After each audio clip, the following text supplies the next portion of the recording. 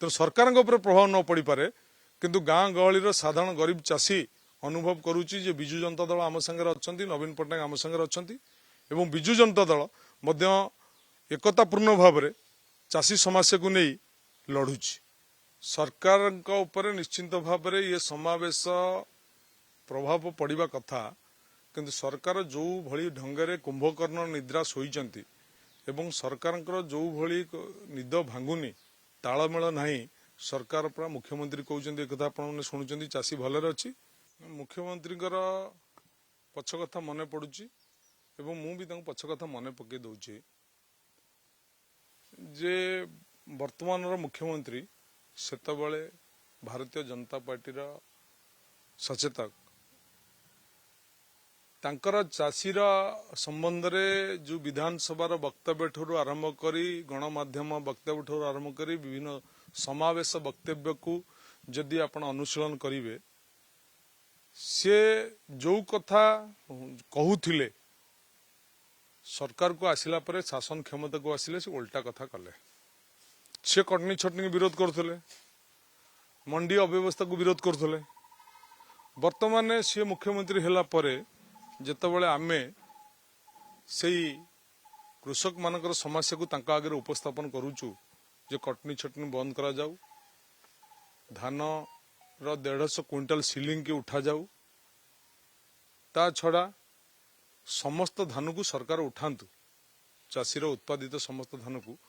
सी कहउचंती जे विरोधी दल चाषी समस्या नहीं राजनीति करुचंती तेणु तांको सी कहला बेले कथा राजनीति नथिला सी समस्या उठेला बेले राजनीति नथिला कि विरोधी दल नथिला वर्तमान विरोधी दल सत कथा कहला बेलू सी कथाटा को उल्टा करी छाड़ुचंदी जे विरोधी दल राजनीति करुचंदी विरोधी दल जो काम करुच्ची कृषि संपर्क 24 वर्ष आसपारानी अंतत पक्षे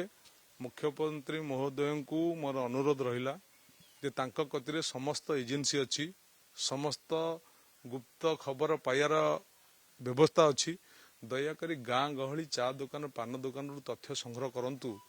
जे आपण सरकार संपर्क में साधारण जनता कौन मत दौरान से संपर्क में आपण मैंने तथ्य संग्रह करंतु से जानीपर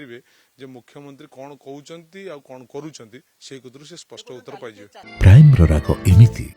जे मन को निजर करिने प्राइम चिली पाउडर ठीक अच्छी सी तो कहते जदि एक कथा सी तो कहते चाषीर समस्या ना चाषी भलरे अच्छी ठीक अच्छे कथा भी हो कि आम कथा को प्रमाणित करंतु आम जो कहूँ चाषी अति खराब अवस्था अच्छी चाषी तार वर्षकर उत्पादक विपणन करने को खरारे काकरे मंडी रे जगी बसुची धान उठुनी मिलर उठुनी मु आज्ञा आपन को गोटे जगतसिंहपुर जिला गोटे उदाहरण दे पारे जगतसिंहपुर जिले में 2023-24 मसीह पाखापाखि 17 लाख मेट्रिक टन धान उठीला गत वर्ष पाखापाखि 17 लाख मेट्रिक टन धान उठी चलित वर्ष सरकार ए पर्यंत 10 लाख मेट्रिक टन टार्गेट देइचंती सितुरु आपातत भाव में 6 लाख मेट्रिक टन धान उठी कौ दिन अवशिष्ट 11 लाख मेट्रिक टन धान कि तदुर्ध धान केबे उठिबा आ समय काई चाषी जो उत्पादन करके रखी सी तार अवस्था कौन होतबो तेणु या भितर कला बजारी बर्तमान पहुंचुचंती धान बेपारी पहुंचुचंती जे आमको दे दियो 1700-1800 टंका चाषीर धान रखिया को जगह नहीं चाषी कौन करिवो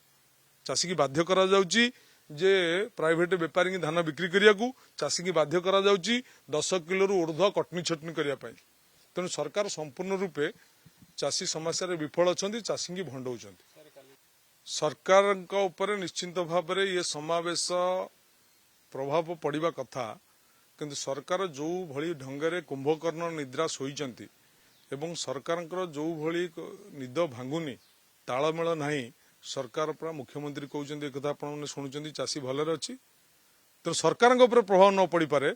किंतु गाँ गहली साधारण गरीब चाषी अनुभव करुच्ची जे बिजु जनता दल आम सागर अच्छा नवीन पट्टनायक आम सागर अच्छा एवं बिजु जनता दल एकतापूर्ण भाव में चाषी समस्या को नहीं लड़ुची तेणु